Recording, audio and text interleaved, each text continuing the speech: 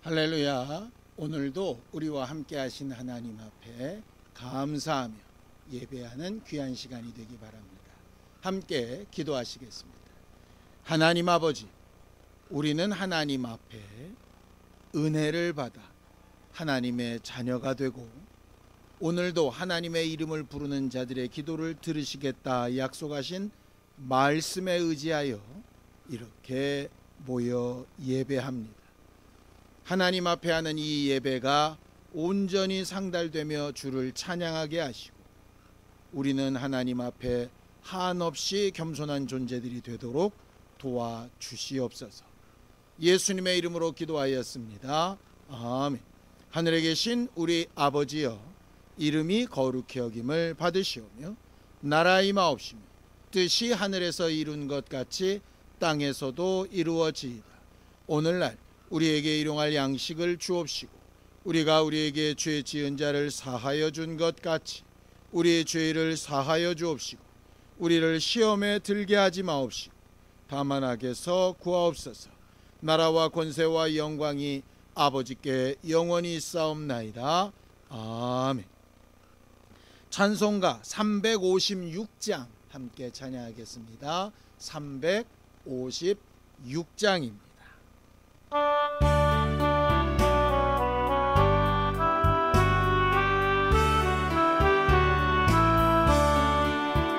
주 예수 이름 소리 높여 찬송 드리니 그 거룩하고 그 신영광 널리 퍼지네. 나의 영혼 싸울 때 나의 영혼 싸울 때 주 나의 대장 되시사 나를 인도하소서. 큰 죄에 빠져 종된 백성 놓아주시고 그 영광 나라 백성 되게 하여 주소서. 나의 영혼 싸울 때 나의 영혼 싸울 때 주 나의 대장 되시사 나를 인도하소서. 내 영의 원수 이기림을 누가 주시랴. 그 악한 마귀 정복하니 구주 예수라. 나의 영혼 싸울 때 나의 영혼 싸울 때 주 나의 대장 되시사 나를 인도하소서. 내 사망 고통 면케 하사 새 사람 되고 새 힘을 주사 승리 생활 하게 하소서. 나의 영혼 싸울 때 나의 영혼 싸울 때 주 나의 대장 되시사 나를 인도하소서.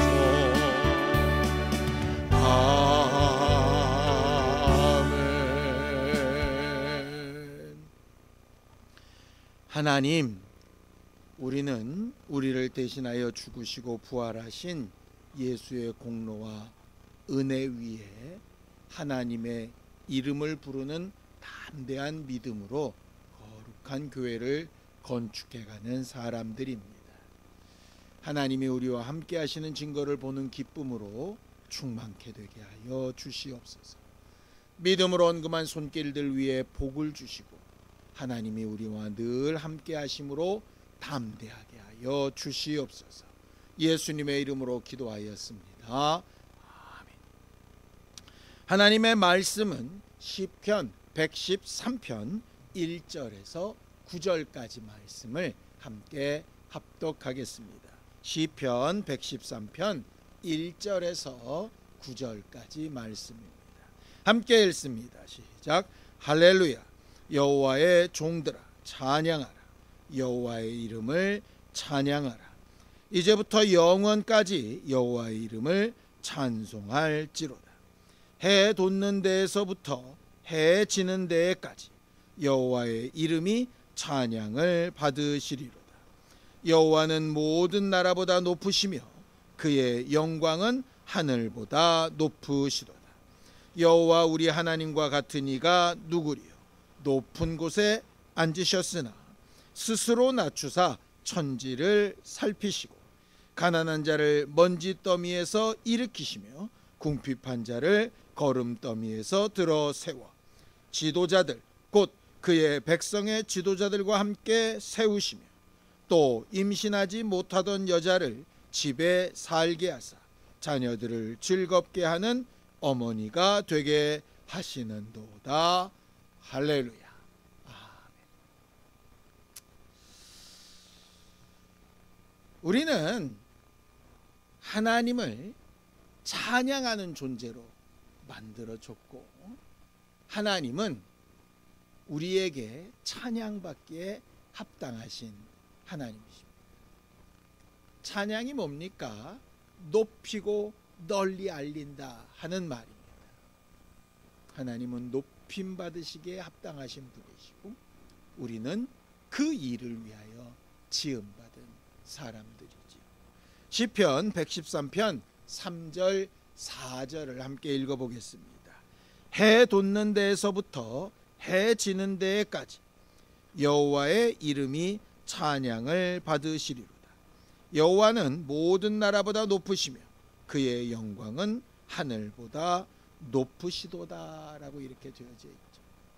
우리가 잘 아는 복음성가의 내용 아닙니까? 이 세상에 해 뜨고 지지 않는 곳이 없는 것처럼 어느 곳이든 하나님은 찬양받기에 합당하신 분이시고 그리고 그의 높음은 이 세상의 무엇으로도 비교할 수 없는 것이기 때문에 그를 높이는 것이 신앙생활이다라고 그렇게 말하고 있죠. 그리고 우리가 만들어진 목적이기도 합니다. 잘 아는 대로 이사야서 43장 21절에 보면 이 백성은 내가 나를 위하여 지었나니 나를 찬송하게 하려 함이라고 이렇게 되어져 있죠. 우리가 오늘 예배 전에도 찬송을 했지만 그 찬송의 가사 내용, 그 곡조, 그 감정을 가지고 하나님 앞에 찬송하고 찬양하는 것입니다. 하나님이 기뻐하시는 찬양, 찬송은 과연 뭘까요? 아름다운 멜로디와 아주 화려한 화음과 엄청나게 많이 동원된 악기들과 뭐 그런 걸까요? 아니면 용비어천가처럼 정말 미사역으로 하나님을 막 표현하고 이렇게 하는 걸까요? 물론 그런 것도 하나님을 찬양하는 것일 수 있습니다. 그런데 입술로, 노래로, 가사로 그렇게 찬양은 할지라도 우리의 삶이 하나님을 그렇게 인정하지 않고 있다면 어떻게 되는 거죠? 우리 하나님은 모든 것을 임의대로 하실 수 있는 전능하신 분이십니다. 우리의 의견과 상관없이 일방적으로 하나님의 일을 이끌어 가실 수 있습니다. 성경에도 보면 몇 군데 하나님께서 일방적으로 정하신 대로 하나님의 사람들이 또 특별한 사람들이 하나님 앞에 여러 가지로 소원을 아뢰었으나 그건 안 되고 내 뜻대로 하겠다 하신 부분들이 나와져 있습니다. 모든 부분을 그렇게 하셔도 상관없는 겁니다. 왜냐? 그는 창조주이시고 우리를 값으로 사신 구세주이시고 우리를 심판하실 완벽한 주인이시기 때문입니다. 그런데 하나님은 특별한 몇몇의 경우를 제외하고는 일방적으로 그렇게 하지 아니하시죠. 우리의 의견을 물으시기도 하고 우리에게 권면하시기도 하고 우리가 임의로 하는 일에 특별히 제한하지 아니하실 때도 있습니다. 왜 그렇습니까? 찬양이라고 하는 것이 일방적으로 입력된 대로 그냥 나오는 것이 아니라 실제로 느끼고 알고 자원하는 마음으로 높여드려야 그것이 제대로 된 찬송 아니겠습니까? 우리가 북한과 같은 이런 독재 국가를 보게 되면 많은 사람들이 그 지도를 막 찬송하는 것을 보게 됩니다. 아주 열광적으로 찬송합니다. 해야 되는 일이니까 합니다. 그런데 실제로 그들의 마음에서 우러나와서 그렇게 할까요? 아마 그 중에는 쇠뇌된 것처럼, 아니면 실제로 받은 것이 있어서 그렇게 찬양하는 사람도 있을 겁니다. 그러나 그렇지 않은 사람들도 분명히 존재하거든요. 우리도 그렇지 않습니까? 어떤 날은 정말 기쁘고 감사한 마음으로 찬양할 마음이 막 우러나와서 하나님을 찬양할 때도 있지만, 마음과 생각은 그렇지 않은데 그렇게 해야 되니까, 예배 순서 가운데 있으니까 그렇게 하는 경우도 있지 않습니까? 하나님이 그런 찬양과 그런 찬송을 기뻐하실까요? 하나님께서 우리에게 율법을 잘 준행하고 겉으로 보이는 모습을 아름답게 꾸민다고, 그것으로 우리를 사랑하신다고 말씀하신 적이 없습니다. 하나님이 우리에게 바라시고 원하시는 것은 하나님이 우리를 존중해 주신 것처럼 그 존중해 주신 마음과 생각을 가지고 하나님 앞에 제대로 찬송하는 것. 하나님과 예수 그리스도의 관계도 마찬가지였습니다. 예수 그리스도는 하나님과 동등하신 하나님이십니다.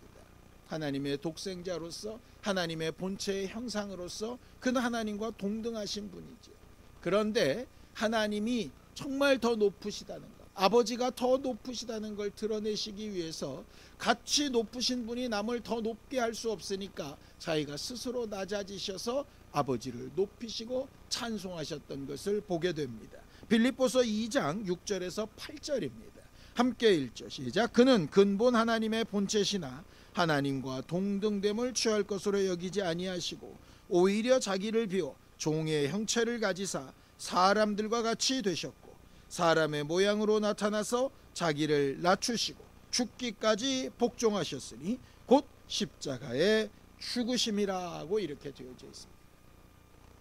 예수는 하나님 아버지와 동등됨을 취해도 상관없는 분이셨지만 하나님 아버지를 높이시고 아버지의 뜻을 높이시기 위하여 자기를 낮추셔서 사람의 모양, 종의 형체를 입으셨고, 종의 형체만 입으신 것이 아니라 그가 하시는 말과 일도 자기 임의대로, 자기 하고 싶은 대로 하지 아니하시고 아버지께서 이르신 그대로 이른다 말씀하셨고, 마지막 날 죽는 순간까지 그는 순종하고 순종하고 순종하여서 하나님이 얼마나 높으시고 찬송받으실 만한 분이라 하는 것을 입술의 찬송과 함께 삶의 모양으로도 보이셨던 분이십니다. 우리의 신앙생활은 이 예수 그리스도의 마음과 삶을 알고 닮아가는 것입니다.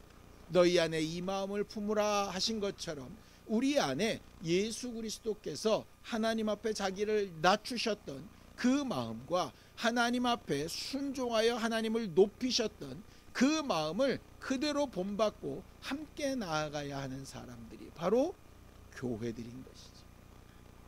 이것이 없이 아름다운 음악과 화려한 스케일과 아니면 미사역으로 막 점철된 그런 가사들로 말하는 것은 그저 형식일 뿐이고 실제 하나님이 받으실 만한 찬양이나 찬송과는 거리가 먼 것입니다.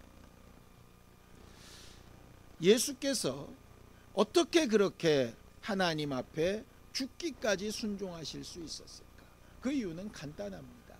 자기가 죽기까지 순종하여 낮추면 하나님께서 언젠가 그를 높이시고 약속하신 말씀대로 회복시키시고 영광 가운데로 이끄실 것이라고 하는 것을 분명히 믿는 믿음이 있었기 때문이죠. 하나님의 약속을 믿는 믿음 때문이었습니다. 시편 113편 7절에서 9절입니다. 함께 읽습니다. 시작. 가난한 자를 먼지 더미에서 일으키시며 궁핍한 자를 거름더미에서 들어세워 지도자들 곧 그의 백성의 지도자들과 함께 세우시며 또 임신하지 못하던 여자를 집에 살게 하사 자녀들을 즐겁게 하는 어머니가 되게 하시는도다. 할렐루야. 이 기도하는 사람의 상황을 보면 참 안타깝고 안쓰럽습니다.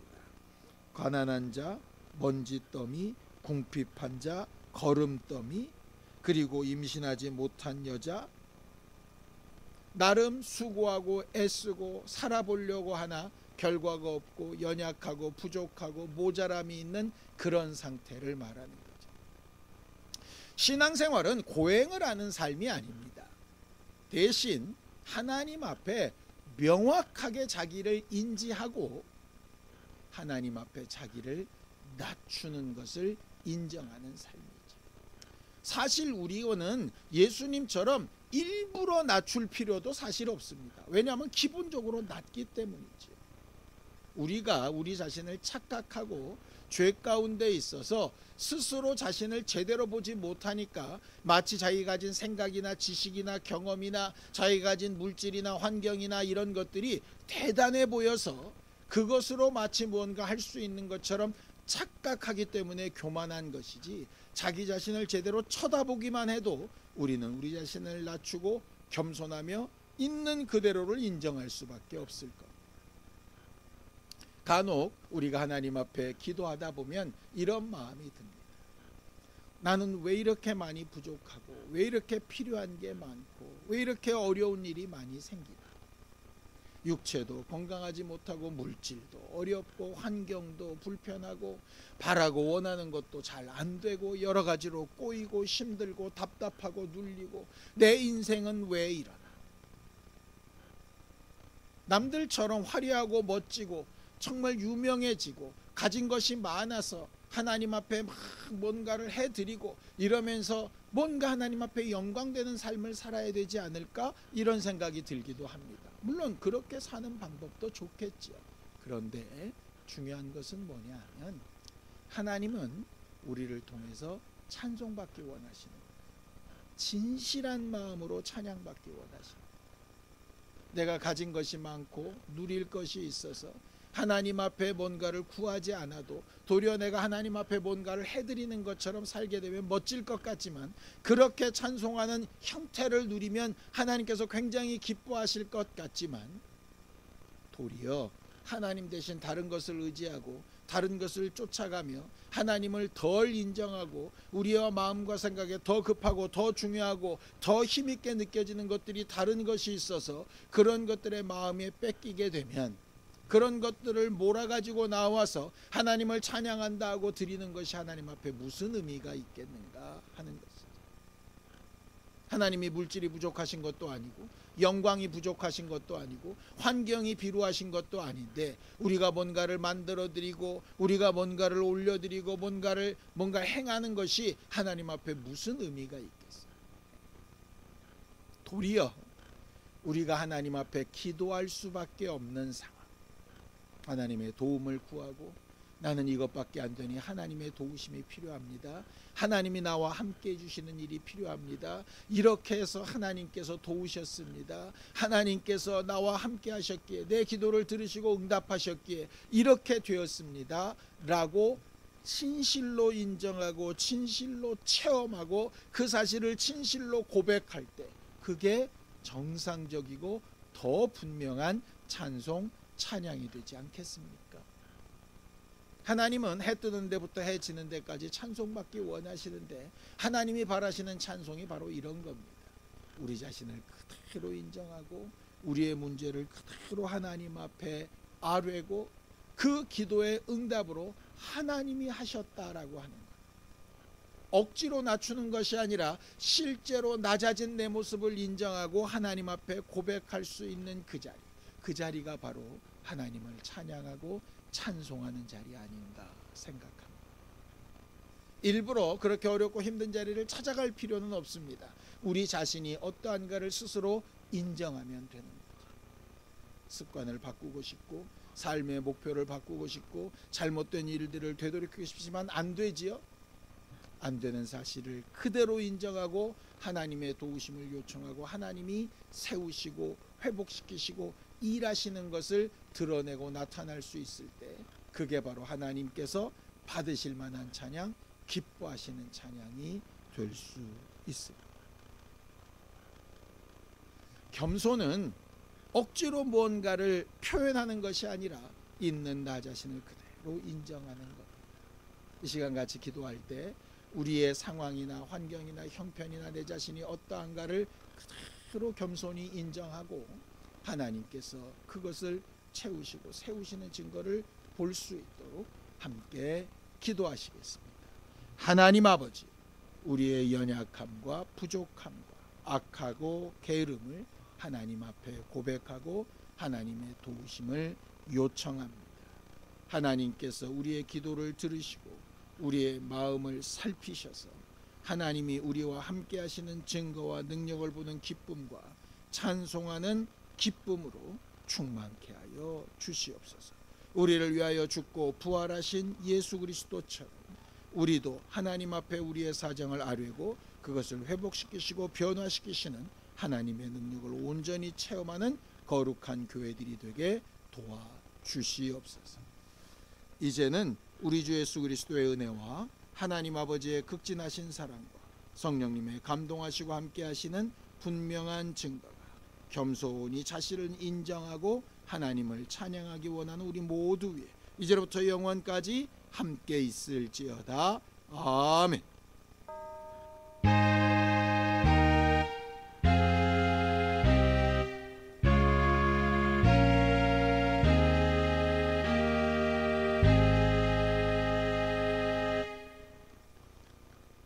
겸손히 자신을 인정하며 하나님의 하시는 일을 보기 위하여 함께 기도하시겠습니다.